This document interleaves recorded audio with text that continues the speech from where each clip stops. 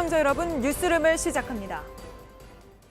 고 박원순 시장의 성추행 의혹 등을 수사하기 위해 대규모 수사팀을 꾸린 경찰은 주말인 오늘도 서울시 관계자들을 불러 조사를 이어가고 있습니다.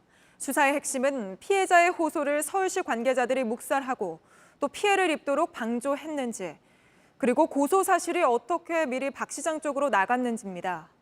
특히 경찰은 조만간 고소장이 경찰에 접수되기도 전에 박 시장에게 먼저 관련 내용을 보고한 임순영 젠더특보를 불러 조사할 계획입니다. 고소가 있던 날 밤에 열린 서울시의 대책회의가 경찰 수사의 핵심이 될 전망인데요. 첫 소식 조소희 기자입니다.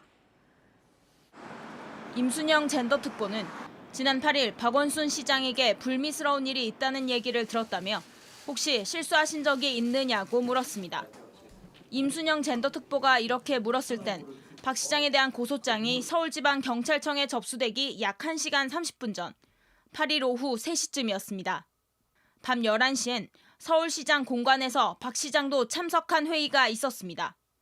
이 회의엔 박원순 시장과 임순영 특보, 그리고 일부 비서실 직원과 변호사 등 극소수만 참석한 것으로 알려졌습니다. 회의가 열린 밤 11시는 피해자가 경찰에서 고소에 대한 조사를 받고 있던 시간입니다. 경찰은 조만간 임 특보를 부를 계획입니다. 8일 밤 열린 이 대책회의가 핵심입니다. 대책회의 내용에 따라 당시 임 특보 등 서울시 관계자들이 고소 사실을 어디까지 알고 있었는지, 또 어떤 경로로 관련 사실이 유출됐는지 파악할 수 있기 때문입니다. 서울시가 피해자의 고소에 구체적으로 어떻게 대응하려고 했는지도 밝혀져야 할 부분입니다. 임 특보도 경찰 조사를 받겠다고 했습니다.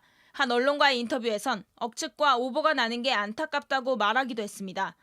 한국 성폭력 상담소 등에서 근무했던 임 특보는 지난해 1월 서울시 젠더특보로 임명돼 근무해왔습니다. 어제 서울시에 사표를 냈지만 수리되지 않았습니다. JTBC 조소희입니다.